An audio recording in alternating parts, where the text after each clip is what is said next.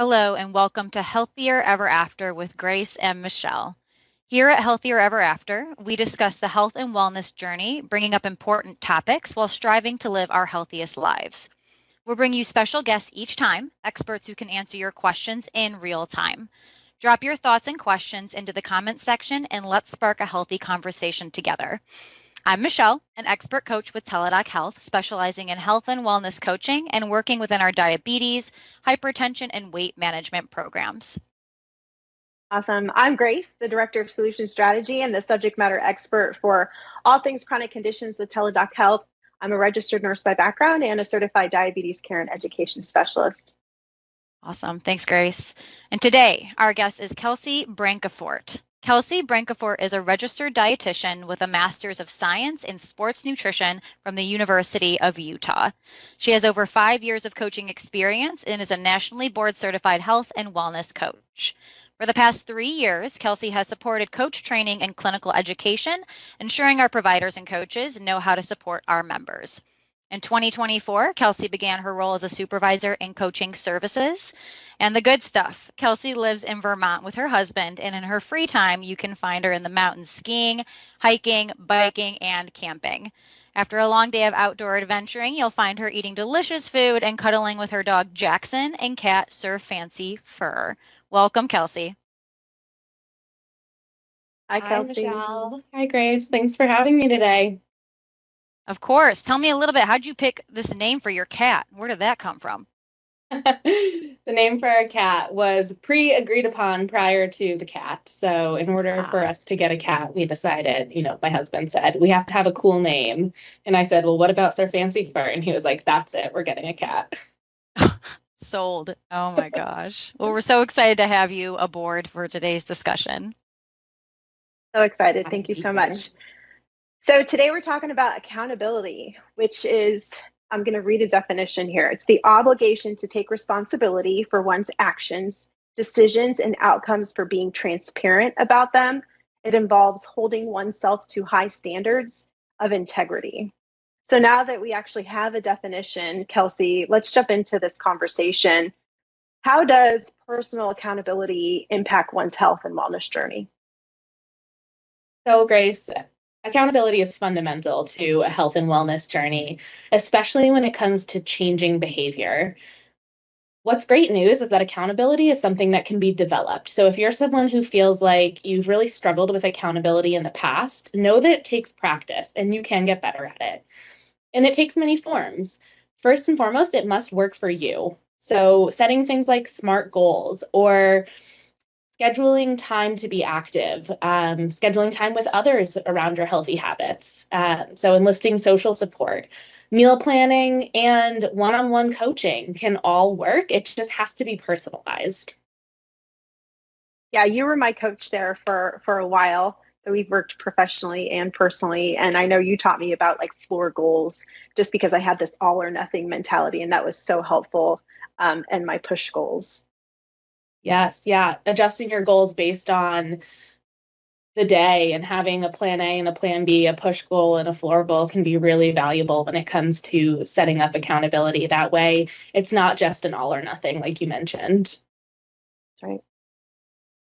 Exactly. And when you say a SMART goal, what do you mean by that, Kelsey? Great question. So SMART goals are specific, they're measurable, they're action-based, they're realistic, and they're time-bound. Awesome. And we'll get to that, I think, a little bit later. And I think it comes up to me when I first heard the term SMART goal, I was like, is that intelligent? What does that mean? But it just takes it such a step further. So thinking about it, like you mentioned before, if someone's like, well, I want to be active for 60 minutes, 7 days a week, what if it's raining? What if you don't have 60 minutes? So I think just really setting those realistic goals is a huge part of accountability. But one of the things we know well at Teladoc Health is the benefit of having an expert coach, which you are, correct, Kelsey? Yes. Perfect. So can you tell us a little bit about the common obstacles surrounding accountability that you saw and how your members, maybe even Grace, overcame them?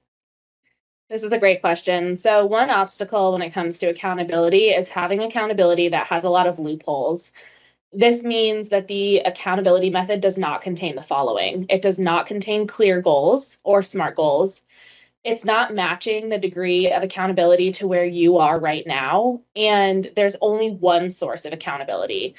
And by closing these loopholes, we can overcome obstacles that are commonly faced when it comes to accountability, or maybe your own obstacles that you've had with accountability in the past. For example, if someone says, I want to eat healthier and my partner does all the cooking, so many loopholes there. The responsibility is on someone else. There's really not a clear goal there. What is healthier? This can mean a lot of things.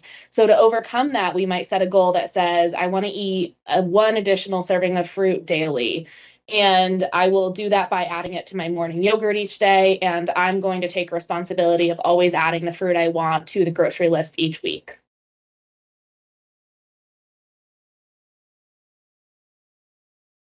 That's awesome. So Kelsey, what about technology? So like our Teladoc Health app, we have, different technologies, but how can we use that to improve our accountability when it comes to our health? Technology is an excellent way to improve our personal accountability. Data is great for a number of reasons, but two main things. First of all, humans tend to overestimate their effort. If we can really see clearly laid out in front of us with data how many steps we've taken, a historical record of our meals, our blood sugar trends over time, our weight trends over time. Like, for example, you might notice you always go up 3 pounds on the weekend. And you would have never known that had you not seen week by week that same trend happening every week. When we have that data, we can use that to inform our goals and change our strategy up. And on the flip side of that, we're also our own worst critics. So data allows us to have this factual information that can really help us celebrate our successes and see how far we've come. I think, Michelle, you, I'm sure, have heard this as a coach from someone. I feel like nothing is working. I try so hard, never see a change. I never get anywhere. And when we have, let's say, a year's worth of data, we might realize, looking at it with a member, oh, wow, look at your blood pressure average dropped from 144 over 92 down to 138 over 88. And day in and day out, that might not seem like a huge difference, but that actually tells us that blood pressure has gone from what we would classify as stage 2 hypertension down to stage 1 hypertension. And that's really meaningful, even though the number might not seem like a huge difference. When we can look at those trends over time, we can actually give ourselves credit for the progress that we've made. So on one side, we overestimate. On the other side, we don't give ourselves enough credit, and data and technology can really provide us with that factual kind of middle ground information. Yeah, I, for one, am one of those that is obsessed with stepping on the scale first thing in the morning. And I love that because it really kind of helps me kind of guide my day. But also, like when I've eaten too much salt, for example, I know I'm going to hold on to a little bit more water. So I don't freak out when the number on the scale jumps up a little bit. It's such a good point. And even to you saying the latter part of that, I had a member literally earlier this week that says, I'm in a weight loss plateau. My weight hasn't budged. And we hadn't connected in about 4 weeks. And I said, really? Because the scale's saying that you're down 8 pounds. So it's just so interesting to kind of hear that big picture and, zoom out a little bit from the day to day and see the averages go down.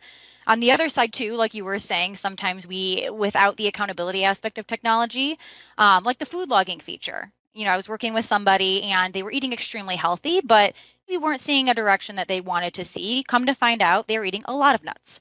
And so you log into the food logger, how many calories are actually in those pecans, in those cashews, and it can add up, right? So I think data is valuable for both. But yeah. So what are some common challenges people face in staying accountable to their health commitments, and how can they overcome them? I see a couple common challenges. One that really stands out to me is this belief that change needs to be fully driven by motivation. And in reality, change is driven by accountability more than anything. And I love the phrase, motivation follows action. Oftentimes, getting started is the hardest part, and building personal accountability is the way to get started. So setting things like reasonable, SMART goals, having a monitoring strategy, having tracking strategies at your back, having social support, having a coach, This all allows us to get started on something, right? When we're accountable to more than just ourselves and we have a clear plan, we can get the ball rolling, so to speak. And once we're rolling, it's a little bit easier to keep going. Another common challenge that Grace and I touched on, because she mentioned she had struggled with this in the past, is starting too big and in too many directions. So, for example, someone might say to me, I need to start exercising 5 days a week, 30 minutes every single weekday morning. And then their baseline is 0, right? They wake up 10 minutes before they have to roll into their remote office to get on their computer, and they're setting themselves up for failure by starting so large. So we might roll that back a little bit and work on starting smaller. Maybe it's that you're going to wake up 30 minutes before work each day. You're going to spend 10 minutes on body weight exercises and stretching. Oh, and you're going to FaceTime your friend who you know already has this routine, and you can chat while you do your exercises. And you know that this person's going to be there for you every day to accompany you on your new goals. And then you could even grow from there, right? Like once that's feeling really comfortable for you, then you can start to set more of those push goals, as Grace was mentioning, and start to work toward something that's getting you closer to your initial thought, which was the 5 days a week of 30 minutes each time, which would be great towards getting towards those, national exercise recommendations. Yeah, that's really good. I really found that to be very helpful, especially when thinking about those all or nothing, or the all or nothing mentality. Like 10 minutes of something is better than nothing at all. And just moving in general. What would you say, Kelsey, to someone who's beaten themselves up about missing those goals, their daily goal? I would say look for the bright spots. Even if we're not 100% there, have we made progress? Is there any movement in the right direction? Sometimes it's even celebrating with people the fact that they are thinking about making a change, right? When we look at the different stages of change that people can be in, some people are in this stage where they're not even aware that change needs to happen. So for some people, celebrating with them that they are in a place where they're thinking about it and they're gathering information and they're experimenting. Like the things that we try are not always going to work. It's going to take a little bit of trial and error when it comes to making progress. So I think that there's so much value in celebrating with people. You're doing something, and something's better than nothing. And yes, you're not where you want to be, but if we constantly focus on outcomes, we're setting ourselves up for disappointment. Instead, if we focus on the process and success within the process and just the success of changing the behavior, it's a little bit easier to see movement, and it's a little bit easier to see I'm putting an effort and that matters for something. I love that. You got to celebrate the small wins. And I know that's part of like our content and our philosophy when it comes to coaching and helping people better manage their chronic conditions. So Kelsey, what if I'm someone who's supporting a person on their health journey and they ask me to be their accountability partner? What strategies can I use to help hold my friend accountable without causing any resentment? I would say first and foremost, get really clear on what that person needs. And two, from the person who's requesting accountability, try to be really sure about what it is that you do need and understand that this might change over time and be ready to communicate that back. So this might look like writing down goals together, figuring out exactly how that person does want to be held accountable. Is it in person? Is it a text? Is it a weekly email, something else? So check in frequently about how it's going and how that person is feeling and adjust as needed. And this might require you to take on a little bit of a coaching role. So you might practice asking open-ended questions with this person, something like, how is it feeling when I hold you accountable this way? Or what's working, what's not working for you here? And communication is key throughout all of this. And a big part of that is active listening. So don't get caught up in your own expectations, right? You might think like, oh, I'm doing such a good job holding this person accountable, and totally miss the response back from that person about how they're feeling. So when you are asking these questions, actively listen to their response and reflect back what you've heard. You might say, oh, I hear that it's not really working when I send you a text at night. Do you want me to send you a text in the morning? And they might say, actually, it's just the text that's not working. I think you need to give me a phone call. So make sure that you're on the same page, and really practice some of those communication skills that allow you to just check in with each other. And if you do that, that'll help to take the resentment out of it. Yeah. Or how about you just like go pick them up? Like, hey, we're going to the gym. Let's go do it together. Absolutely. I love that. And it's such a good point, too, for helping friends and family who may struggle staying accountable. All those things that you just mentioned, it's not just about ourselves, it's about the people we love. So I think that's really strong.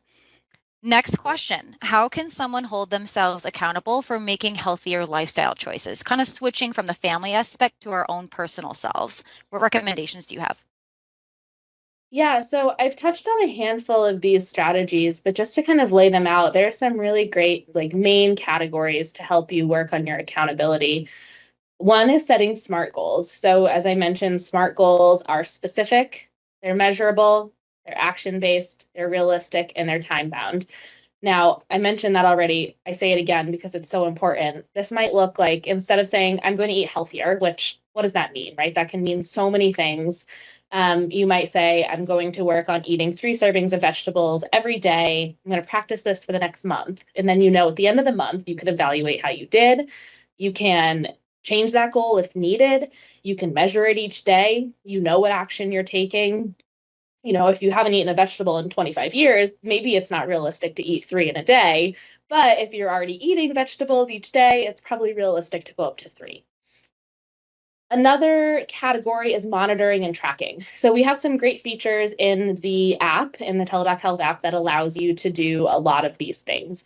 Things like food logging or stepping on the scale and tracking that data, using your blood sugar meter to track your trends over time and coming up with a schedule that is really going to benefit you and your goals. If your blood sugar is always elevated after a meal, you want to try to incorporate into that goal, checking after a meal. And then also tracking exercise trends can be really valuable. Looking at, maybe it's step data, maybe it's minutes of exercise, maybe it's something as simple as putting an X on your calendar on the days that you do some form of exercise. So it can be a number of things. It can be tech-based or maybe not, if that's not necessarily your jam. So again, finding what works for you. And then social support is really valuable, as we've mentioned a little bit already. This can either be someone to complete goals with you or someone who checks in with you, or a combination of both. And then one-on-one coaching is a great way to build accountability into your plan. A one-on-one coach can help you decide what goals to set, can help you set those push and floor goals, can help you decide how to track, what to track, when to track. We can get tracking fatigue, so figuring out the most important things can be really valuable. How to set up social support and what that might look like. And then also a coach can help you celebrate wins as well as overcome obstacles. It might not always work out the way that we expect when we start to set up accountability and build goals, but a coach can really help you figure out how to make it work for you. That's such a good point. I mean, even thinking about when you connect with a coach, just for an example, someone saying it's really hard to stick to a diet. I think that's a common thing with accountability that comes up. And it's just so interesting to get just the accountability aspect that's outside, right? Because what if the diet you're trying to follow, number one, is too strict? Like you said, going from eating barely any vegetables to 3 a day, that's going towards that all or nothing mindset, which can just be really hard to stick to. So for people saying it's really hard to stick to the strict diet, of course, there are certain circumstances where someone needs to follow a specifically strict diet, but if someone's trying to manage blood sugars, are they too strict? Should you be following a diet or a healthy lifestyle and really trying to meet them in the middle as their accountability partner? I think that's great. Absolutely. So Kelsey, can you share a success story where accountability led to significant health improvements? Of course. So I can share a personal story first. I have in the past struggled to keep a strength routine. Working from home, it can be difficult to motivate yourself. And I was a little bit on and off with lifting, but I love it. So I decided to come up with a strategy to help improve my consistency with lifting. I signed up for a CrossFit gym, and there's a couple benefits here. First, I have to register in advance. Second, it costs me money. And third, as a former athlete, I'm competitive. So I knew that having that competitive environment would be really valuable. Also, if I pay in advance, I know I'm going to go. So this really worked for me. Also, if I don't show up, my coaches will start texting me and be like, where are you? So there's a little bit of that social accountability there as well. So that has really worked for me. Another example that comes to mind is a former member of mine who really struggled to eat healthy lunches. So she had the best intentions, right? She'd show up to work. She'd be like, I'm going to eat a salad today. I'm going to get it from the cafeteria, whatever it is. And, she would go down and she would see something else that sparked her interest and it didn't align with her health goals. So she kept choosing things that weren't helping her meet her goals. So the solution for her was a lunchbox. Very simple, but it worked because she packed the lunch the night before. She put it in the fridge and she ate what she brought because first, wasting food was a huge no-no to her. So she knew she wouldn't want to waste the food. And she was super excited about what she had packed, right? She was packing things that she really wanted, but were also healthy options. So this worked really, really well for her. And it can be something so simple. It can be something complex. There's a lot of different ways to hold yourself accountable. Again, those are two very personalized stories, very different experiences. Yeah, no, I appreciate you sharing that. I'm going to put you on the spot, Grace. What's a success story you have about something that kept you accountable and it worked for you? Making it realistic, making it so that it's realistic.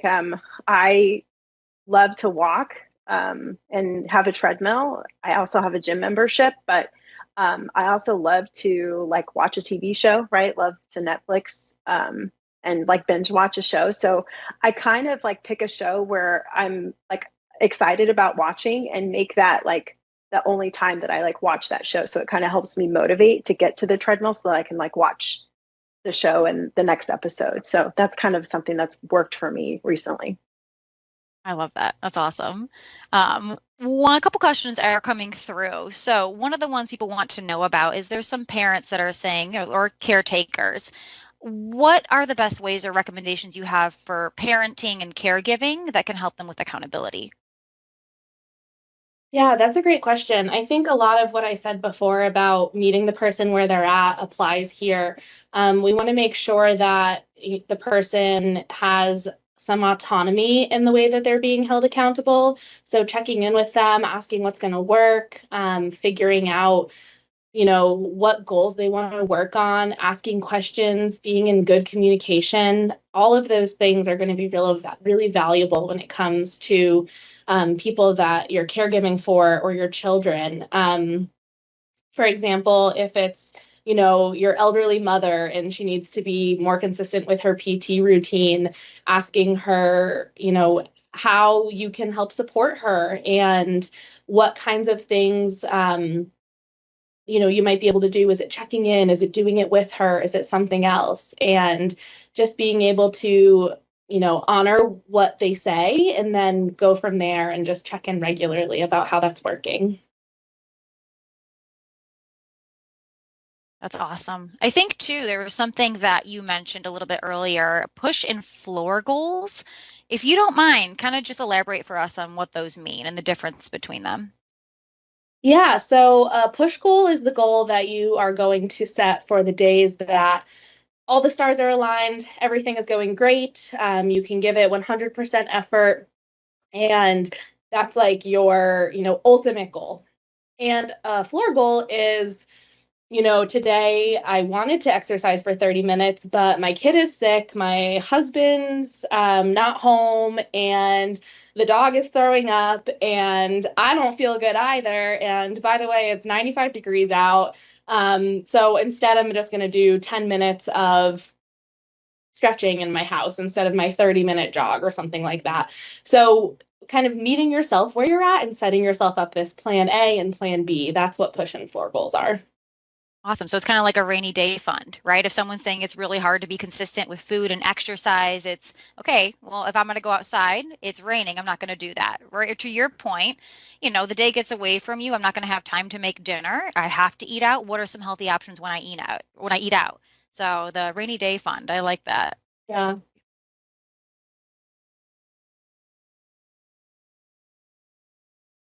Let's see. It looks like another question's coming in.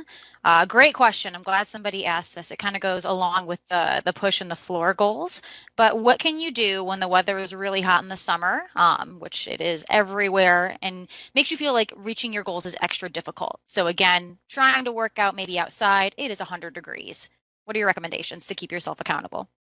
Yeah, I think a lot of what I've said already kind of plays into this. Having that backup plan, having an alternative option, knowing kind of what your own limits are when it comes to activity, figuring out what else can work for you. I think it's just about having options, really, and knowing that anything is better than nothing. If your goal is to move, then movement is movement. It does not matter if it was a 30-minute run outside or if it was 15 minutes of dancing in your air-conditioned bedroom, because that's the only air-conditioned room in the house, speaking from experience. So just having those different plans and having different strategies. And I think not being overcommitted to any one strategy can be really valuable, because if we're feeling like, gosh, it's only this, and that's the only way that I can meet my goal, then we're setting ourselves up for that feeling of disappointment versus understanding it can be a lot of different things. And, I've touched on exercise a handful of times here, and this question specifically about exercise, but it's the same with food in the summer too. Like, some people feel like, oh gosh, it's too hot to even eat a meal. All I want is a popsicle. Figuring out kind of what those things are that might work for you during any time, and having lots of options available, being flexible, working with a coach can really help you figure out what these things are. And there's some good healthy recipes. Have you seen them, Grace, the healthy recipes on the Learning Library for ice cream? Really good recipes. And then I was going to say, within the Teladoc Health app, I know we talked about technology, but within our app, we have Action Plan, and there's great resources there to find ways to increase your physical activity with resources that you have within your home. There's video, there's step-by-step instruction, and then just overall, right? Like on the television now with these smart televisions, you can find free apps to do exercises in your home or even on your phone. So there's several different things or options that you can do. Just turn on some music and dance, or while you're cleaning, right? Like that counts too. So just make it fun, make it realistic, and consistency also is key. I love that. What would you dance to right now? Ooh, Mark Anthony. Awesome. I do a little salsa in my kitchen. That suits you, Grace. Awesome. A couple more questions have been coming through. I think this one kind of toggles into some of the others, but what do you do if you go to a social gathering, eating out with friends, and you have an accountability plan, but there's others involved? And I think that's a great question. It's summer, there's grills, there's parties. So how do you keep accountable when others are involved? A couple of things. Know your goals ahead of time. Know what things matter to you and what things don't. I like to say, choose what you love and leave the rest behind. So if you are working on reducing your total calories from fat, and you know that there's multiple fat sources at an event, choose your favorite. Maybe you're working on reducing sugar, and hey, I love fruit. I can kind of skip that cake that someone brought from the store. It's probably not going to be that good. My grandma's cake is better. I'm seeing her next week. So choose what you love, skip what you like, and don't go hungry. Never go to a food event hungry. It always backfires. Have something healthy ahead of time. Be really hydrated. Make sure that you are not going in with a food focus. So it can be really helpful to focus on the other aspects of an event. Maybe it's a summer barbecue, but that there's swimming or cornhole tournament or something like that. So focus on some of those other aspects of the event outside of the food, and put your food on a plate. So standing around an appetizer table, again, we just tend to underestimate. So if we can see it out on a plate, it can be really valuable. If you're going out to dinner and you're able to suggest a restaurant or a food place, that can be really helpful. So just kind of advocating for yourself a little bit too, offering to bring a dish when it comes to an event so that you know that there's a great healthy option there. And getting all the information ahead of time too can be really helpful so that you kind of know what you're walking into, and that can help you set up a plan as well. Yeah, really good tips. It's especially interesting, like with alcohol, right? Like there's when you're out and you're gathering and people might be drinking, there's some great mocktails out there as well. So you don't feel like you're left out. You know, you can still have a cute, fun drink without the alcohol. But speaking of alcohol, today is actually National Pina Colada Day. So, you know, you could have it with or without alcohol. Yes, National Pina Colada Day. This is not the first meeting I've talked about National Pina Colada Day. And you can make those options healthier too, right? You can buy like just unsweetened shaved coconut and frozen pineapple, coconut milk. And as you were mentioning, there's so many great NA options out. There's an awesome NA rum out right now. So, you know, these non-alcoholic spirits don't have much calories. They have a lot of flavor, and you can make lower calorie options that actually are providing health benefits, right? Like having that frozen pineapple in there, you're getting vitamin C, you're getting fiber. There you go. Then I should go get one. Yeah, everyone, get yourself a healthy. I'm going to keep you accountable. You report back, Grace. Okay, I will do that. I know Michelle mentioned earlier, serve fancy fur. And so today is actually National Kitten Day as well. So, gotta celebrate those cats. We'll have to give them some celebrate the cat. Oh my gosh, that's awesome. And speaking to like the NA drinks, just twists on ice cream. One of my members showed me a recipe. It's soy milk and frozen bananas. You mix it up, you guys, it's really good. And it's I'm not lying. So give that a try. Okay. And even if you go to the Teladoc Health Learning Library, a lot of different twists on some things that are maybe a little too sweet that you used to think in the past, but you can still get your popsicle on. So check out those recipes. Okay, let's see. One more question. What can you do if you're experiencing anxiety when you're outside of your home environment? So how can you tailor your accountability plan knowing to deal with this? So I think a good example, maybe even just you're going on vacation. What would you recommend? One big thing is to have some sort of plan ahead of time. As best you can, know what's available, right? Do you have a mini fridge at your hotel? Are you eating all of your meals out? And if so, what do those menus look like? I'm a huge fan of reviewing menus ahead of time for a number of reasons. One, I love food and I want to see all the offerings and consider it in depth.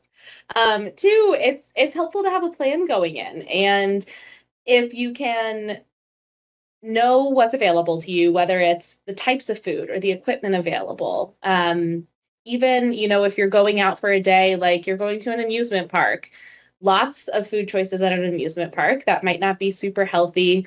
Choose the thing you're most excited about. Maybe you love corn dogs. Get yourself a corn dog, bring yourself a peach in your purse. So you can figure out, ways to set yourself up for success. And also know that like health is not built or destroyed in a single day. So if it is a one-day thing, try not to beat yourself up if you are not perfectly staying to your plan. That's okay. We're never trying to be perfect. We're only looking for progress. And if typically you would have gone on vacation and gained 15 pounds, and this year you went on vacation and you gained 3 pounds, huge success, right? Like we have to celebrate those things as progress. So just looking at the little bits that you did change, knowing that it is harder when you're out of your routine, expecting that, again, bringing back in that flexibility of knowing that it's not going to be the same as when I'm at home, and that's okay. And I can do my best to plan and prepare, and I can try to, have healthy options with me. I can do all of these things. And at the end of the day, it's still going to probably feel a little bit more difficult than when you're in your day-to-day routine.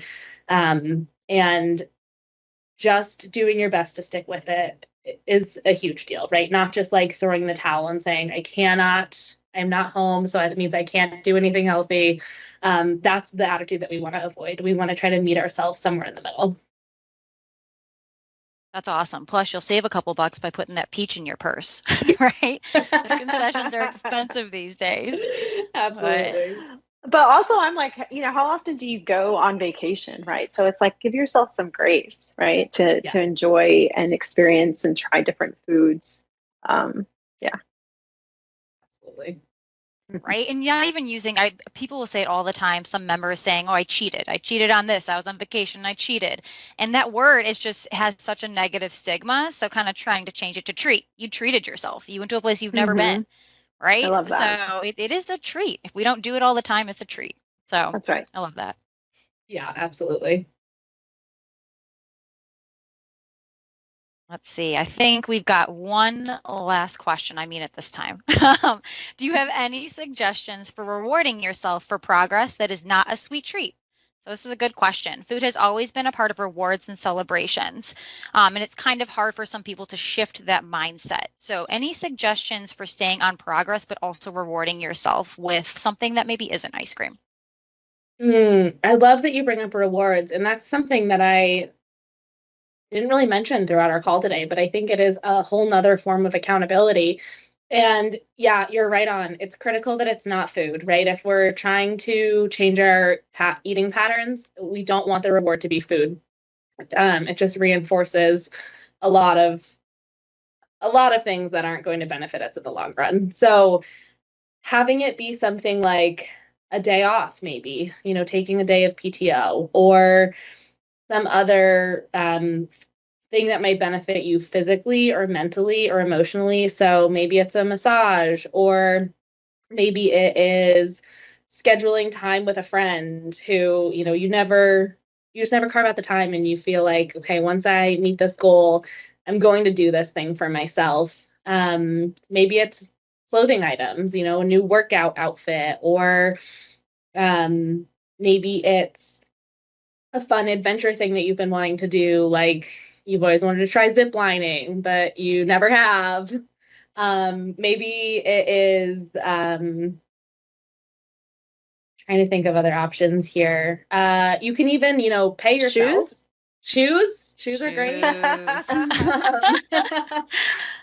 Like a reward jar, every time you meet your goal, you put $1 in the jar, and then at the end of 6 months, you use it to purchase yourself something, or you use it. Maybe you're someone who loves donating to charity. You can donate it to your favorite charity.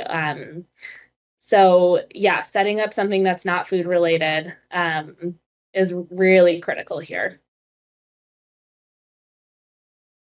I'm stealing the jar one. What, isn't there a TV show that's from My Girl or Girl Next Door or something like that? Oh yeah, put your money in the jar. Yeah, New Girl. Yeah. Oh my gosh, I love that. That's such a good question too, right? Because there's so many rewards besides food. I know me personally, if I want to reward myself, I go fishing, right? Or it doesn't have to cost that much money. Something like you said, just saving for a rainy day, but. That's really neat. I love it. Do you gut the fish and then cook it yourself too, or do you throw it back? I do, but to be determined if I'm doing it right. But yeah, I've done it. Oh my gosh, that's awesome. Grace, would yours be getting shoes? Is that your thing? That's my thing. That's your thing. Okay. That's my thing. Yeah. Or travel, right? Like saving up for a trip. That's awesome. Oh my gosh. Well, thank you everyone who joined in today, and a special shout out and thank you to Kelsey for joining us today for our talk. Thanks. Yes, thank you so much. Appreciate you. It's actually Chronic Disease Awareness Day, and an estimated 133 million Americans are living with a chronic disease. So we see you, we're here to support you, and want to thank everyone who tuned in today. Be sure to check back to find out our next live event, which is coming in October. But until then, we can keep the conversation going in our social media channels. Drop us a line on any topics you'd love to hear us chat about next time. And so until we meet again on Healthier Ever After, take care, everyone.